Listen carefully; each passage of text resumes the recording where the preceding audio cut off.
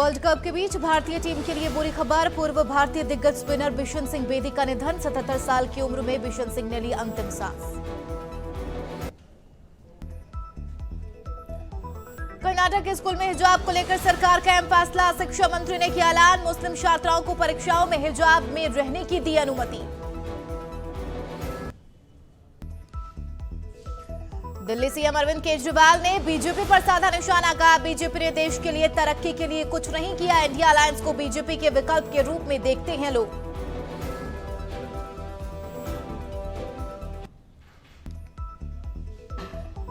दिल्ली की हवा में प्रदूषण का स्तर बेहद खतरनाक स्तर पर पहुंचा। एयर क्वालिटी इंडेक्स 300 के पार। जनरेटर से लेकर कारखाने तक कई जगह पाबंदी।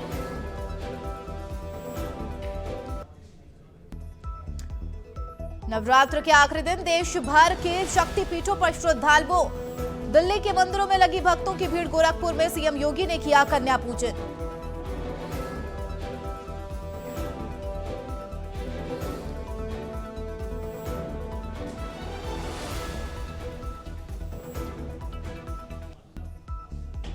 नमस्कार, नवतेज टीवी देख रहे हैं आप और मैं आपके साथ हूं चंदा यादव। बुलेटिन की शुरुआत करेंगे। प्रदेश विधानसभा चुनाव के मद्देनजर पुलिस प्रशासन अलर्ट मोड पर है।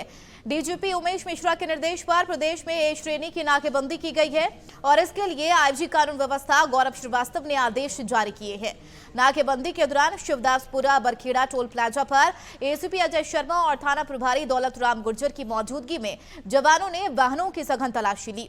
सघन चेकिंग के दौरान पुलिस अधिकारियों ने कहा कि कानून व्यवस्था को दुरुस्त रखने के लिए पुलिस प्रशासन पूरे तरीके से मुस्तैद है।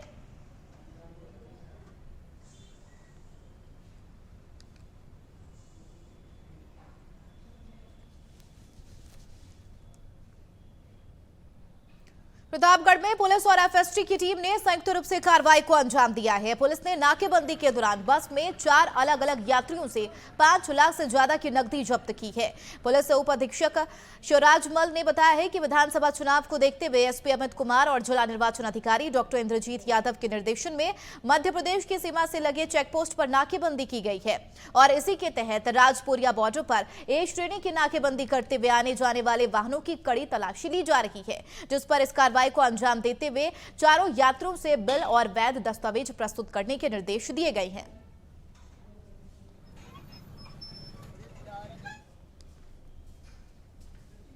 कांग्रेस पार्टी ने डेगाना विधानसभा से लगातार दूसरी बार वर्तमान विधायक विजयपाल मिर्धा को प्रत्याशी बनाया है। टिकट की घोषणा होने के बाद समर्थकों में भारी उत्साह देखने को मिला। कांग्रेस पार्टी कार्यकर्ताओं ने थांवला कस्बे में खुशी जताते हुए विधायक मिर्धा को माला और साफा पहनाकर स्वागत किया।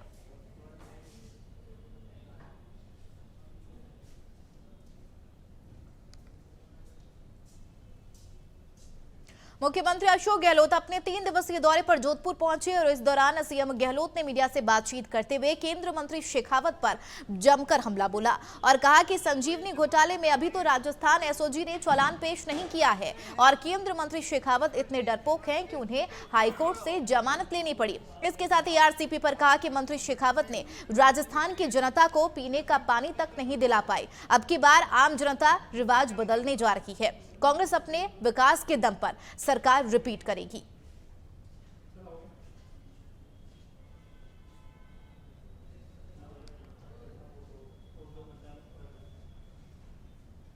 उनके पास इतना इम्पोर्टेंट पोर्टफोलियो है, केंद्रीय मंत्री है, मैं तो राज्य मंत्री बना था, मैंने 4 मेरे पास हो कैबिनेट मंत्री। इतना बड़ा पद, इतना इम्पोर्टेंट पोर्टफोलियो, क्या लाभ मिला राजस्थान वासियों को? ईआरसीपी तक नहीं कर पाए, राष्ट्रीय परियोजना घोषित नहीं कर पाए। आज मैंने कहा मैं कल जयपुर के अंदर हमारे पश्चिमी राजस्थान के लोग भी ईआरसीपी को लेके इश्यू बना रहे हैं। हम जानते हैं कि पहले कोई ज़माने में अखबार छोटे पढ़ते थे, हम बर्बाद होती थी। हमारे लोग गाँव के पीने के पानी, चारे के प्रबंधन, रोजगार इसी में भुगतते थे। मैं तो 20 साल घुमाऊँ गलियों के लिए, गाँव के अंदर। हनुमानगढ़ के रावलसर के कोर्ट रोड पर शहीद मेजर विकास भांबू की प्रतिमा को पालिक प्रशासन द्वारा हटाए जाने का मामला तूल पकड़ता जा रहा है, जिसे लेकर सर्व समाज ने शहीद की प्रतिमा को वापस लगाने की मांग को लेकर धरने पर बैठे। जानकारी के अनुसार सर्व समाज की ओर से शहीद विकास के नाम से कोर्ट रोड का अनावरण और मूर्ति लगाई, जिसे पालिका प्रशासन द्वारा आदर्श आचार संहिता ने वहां से हटवा दिया, जिस पर शहीद के परिजनों द्वारा पालिका के चेयरमैन पर मूर्ति को हटाने का आरोप लगाया गया है।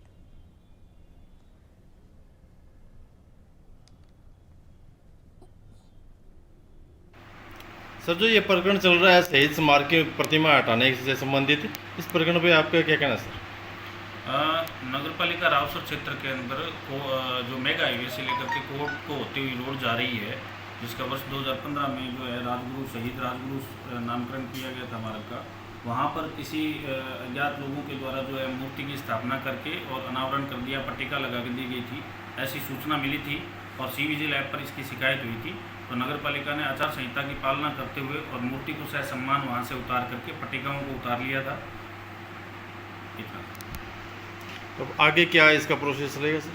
आचार संहिता के दौरान जो है इस तरीके का अगर परमिशन उनको मिलती है या उनके द्वारा किसी प्रकार की अनुमति ली जाती है तो अनुमति से वो आगे बढ़ें, उसका कोई इश्यू नहीं है और नगर पालिका को किसी प्रकार का वो नहीं है। आचार संहिता की पालना में ये सब किया जी। शनिवार को मेजर विकास भांबू के प्रथम शहादत दिवस पर जो सर्व समाज के द्वारा उसकी प्रतिमा कोर्ट रोड पर लगाई गई थी, उसको नगर पालिका रावतसर के चेयरमैन श्याम सुंदर मेघवाल तथा उसके पिता जो पूर्व सांसद भरतराम मेघवाल है, उनके कारिंदों द्वारा रात को शराब के नशे में आरे से काटकर प्रतिमा उखाड़ ले गए। उसका सर्व समाज में बहुत अधिक रोष है और आज हजारों की संख्या में रावतसर हनुमानगढ़ जिले के देशभक्त युवा यहाँ पहुँच रहे हैं। बड़ा आंदोलन होगा। प्रशासन से निवेदन करते हैं कि ये मूर्ति वापस लगाए और इस क्षेत्र में जो शांति का माहौल है उसको खराब नहीं करे, क्योंकि राजस्थान शहीदों की धरती रही है। जगह जगह शहीदों की मूर्तियां राजस्थान में एक तीर्थ के समान हैं। उस तीर्थ को हटा के कांग्रेस के पूर्व सांसद भरतराम मेघवाल के कारिंदों।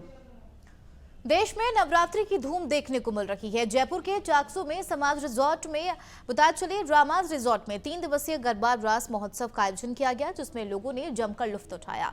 गरबा नाइट में लोग जमकर झूमे। महोत्सव में कई लोगों ने गुजराती परिधान पहनकर डांडिया खेला। आयोजनकर्ता रामाज रिजॉर्ट के ऑनर मोहित टेलर ने बताया है कि गरबा महोत्सव में बेस्ट कपल को एंड्रॉयड एलईडी और 3 विजेता प्रतिभागियों को पुरस्कार दिए जाएंगे। इस दौरान लोगों ने दिल्ली, गुजरात, मुंबई और पंजाब की डिश का लुत्फ उठाया है।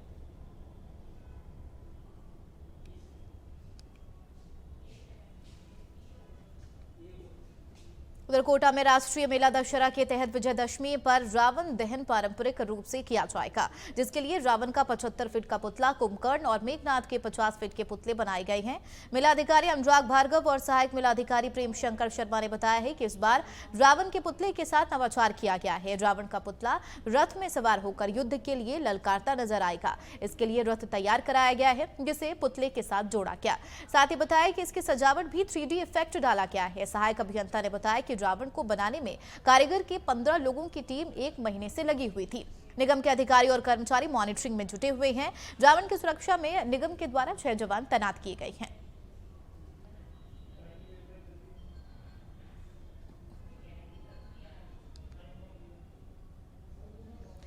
जालौर जिले के बीनमाल थाना क्षेत्र के सरकारी स्कूल में पढ़ने वाली छात्रा को टीचर द्वारा भगाकर ले जाने का मामला सामने आया है। परिजनों की रिपोर्ट पर पुलिस ने आरोपी शिक्षक को बाड़मेर से गिरफ्तार किया है।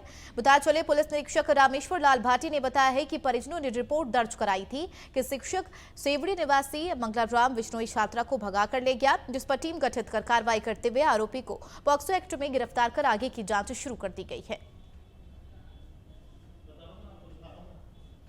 शिक्षक के विरुद्ध पॉक्सो एक्ट में मामला दर्ज हुआ है। क्या कुछ मामला है और अभी तक क्या कुछ कार्रवाई हुई? कल पीड़िता के पिता द्वारा बच्ची को अध्यापक मंगलाराम द्वारा भगा के ले जाने का एक मामला दर्ज करवाया गया था, जिसमें पुलिस ने त्वरित कार्रवाई करते हुए मुलजिम को भी दस्तयाब किया है, जिसमें बालिका को भी अनुसंधान कर CWC के पेश किया गया।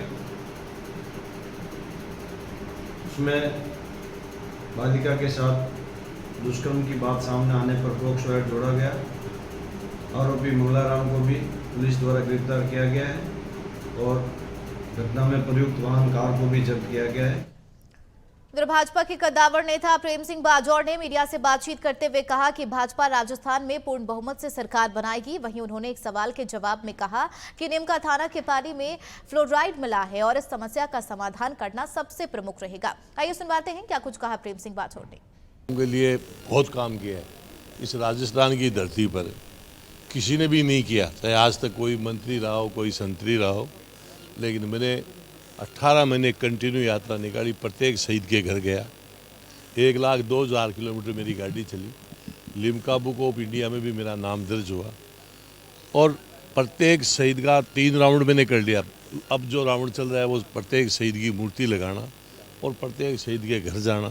बीच में हमने रखा था कि प्रत्येक शहीद का सम्मान करना, तो करने का मतलब 2 बार डिपार्टमेंट रहा मेरे पास और मैंने रात और दिन काम किया। 5 साल में डिपार्टमेंट नहीं है तो मूर्ति लगाने का कार्य मैं कर रहा हूँ।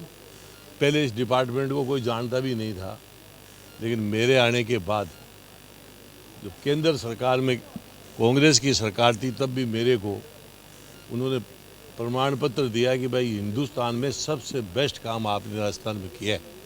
तो मेरा कहने का मतलब इसका है कि ये विषय कोई भी मिले तो उस विषय में अग्रणी पंक्ति में रहने का कोशिश करनी चाहिए, काम करना चाहिए, लोगों की सेवा, ब्याह शादी की, जैसे इन्होंने बताया। विषय जो है वो विधानसभा चुनाव है, आगामी विधानसभा चुनाव में टिकट मिल गई, जनता के बीच में हाथ जोड़ रहे हैं। अब जनता किसको बरी करेगी, किसको सजा देगी, वो तो उनका काम है। काम मेरी बात सुनो, नीमका धाम सबसे बड़ा काम तो पानी का है, फ्लोराइड पानी हो। जनता के लिए आज भी मजबूरी में पानी पीती है, जिसकी भगवान 100 साल उम्र लिखता है उसको 80 साल में गोडों में दर्द, 60 साल में ही उसकी बीमारियां चालू हो जाती है, बहुत बड़ी बीमारी।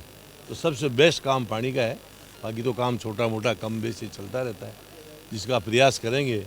राजस्थान में सरकार 100% बीजेपी की बन रही है और आपके माध्यम से कह रहा हूँ 170 प्लस आ रही है, 170 प्लस। क्या महिलाओं से दिए जाएंगे पूरे 33%? नहीं दे रहे हैं ना महिलाओं को टिकट। अभी तक की जो लिस्ट आई है उसमें 33 अभी तो पड़ी है, बाकी 75 टिकट क्यों चिंता करो, देखना अभी सब कुछ ठीक होगा।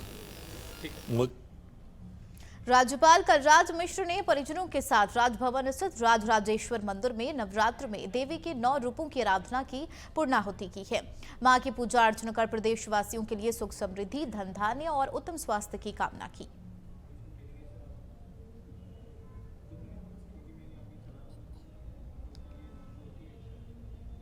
उधर खेतड़ी थाना क्षेत्र के उसरिया के ढाणी निवासी प्रवीण मारपीट में घायल हो गया था, जिसको इलाज के दौरान मौत हो गई।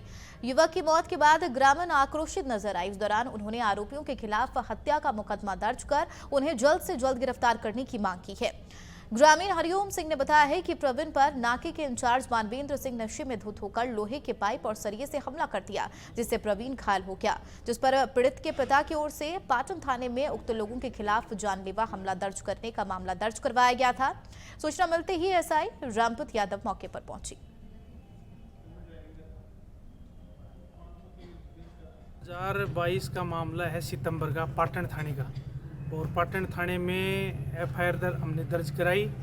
एक कोई नाकेदार था और उस रॉयल्टी नाके पे जो इंचार्ज था मानवेंद्र सिंह, उसने उस गरीब आदमी को शराब के नशे में था और उसने नाके पे जाकर बुरी तरीके से उससे मारपीट की, जिससे उनके गुप्तांग पर, पेट में कई जगह पर ऐसी गंभीर चोट आई, जिससे लगातार साल भर से उस बच्चे का इलाज चल रहा था।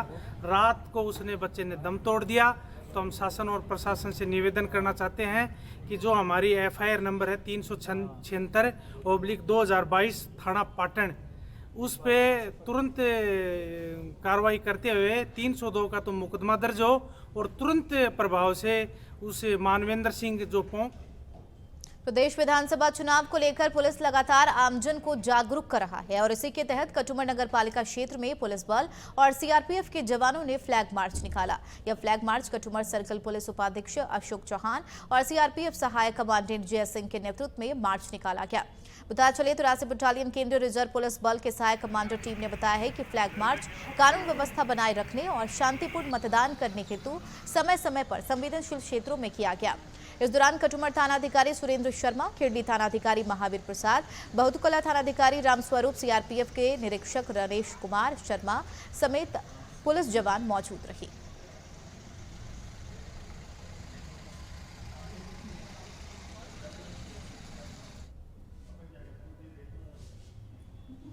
बीकानेर के गोवा गेट क्षेत्र में सीवरेज की समस्या नासूर बन चुकी है, जिस पर ना तो निगम प्रशासन ध्यान दे रहा और ना ही जिला प्रशासन। अधिकारियों की लापरवाही और उदासीनता के चलते लोगों के मकानों को नुकसान हो रहा है। इस समस्या के चलते कुछ लोगों के मकानों में दरारें भी आ चुकी है। क्षेत्र के लोगों ने बताया कि गोवा गेट के पास हनुमान मंदिर और ब्रजमोहन स्वामी के घर में दरार देखने को मिली थी। सुबह कुछ हिस्सा धंसता हुआ लगा तो आसपास के लोगों ने मंदिर परिसर में कुछ दीवारों पर लकड़ी का सपोर्ट दे दिया। इस बारे में नगर निगम के अधिकारियों को भी सूचना दी गई है, लेकिन कोई मौके पर नहीं पहुंचा।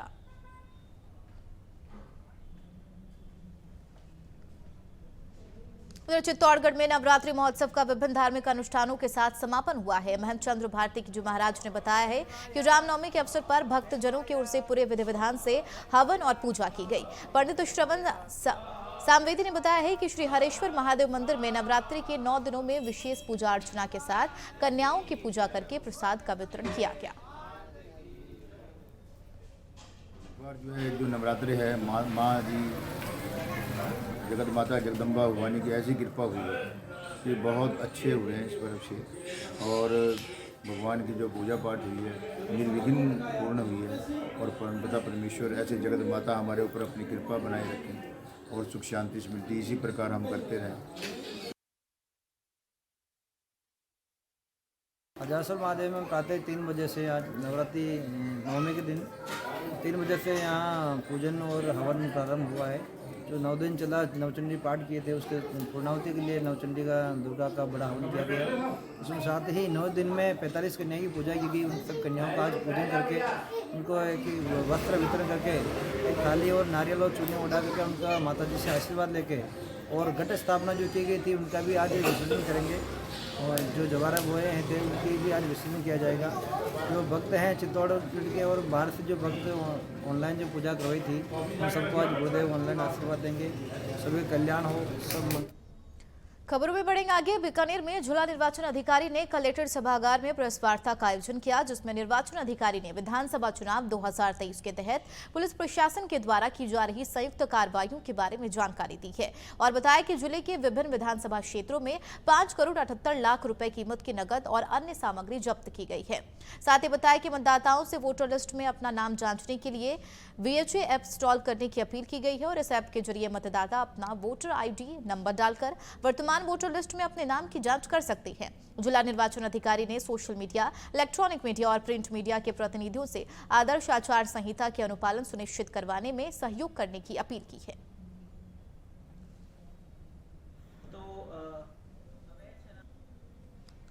देखिए, अगर हम अभी तक की बात करें तो पुलिस और प्रशासन की कंबाइंड टीमों के द्वारा और FS हमारी नाकाबंदी पुलिस के जो नाकाबंदी पॉइंट्स हैं या औचक नाकाबंदी के दौरान लगभग 5 करोड़ से ज़्यादा का वैल्यू का हमने अवैध सामग्री का सीज़ किया है, चाहे मादक पदार्थ हो, लिकर हो, कैश हो, फ्रीबीज हो।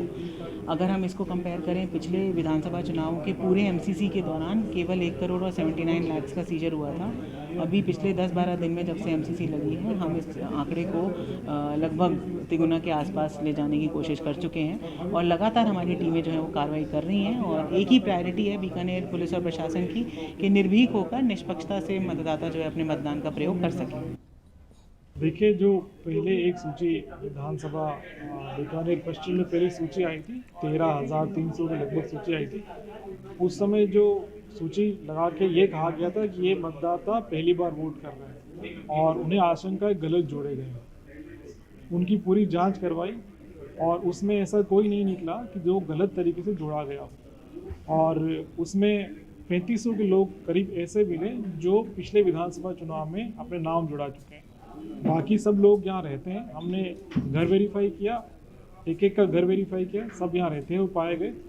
और उसके अलावा जो 60 साल से ऊपर थे उनका घर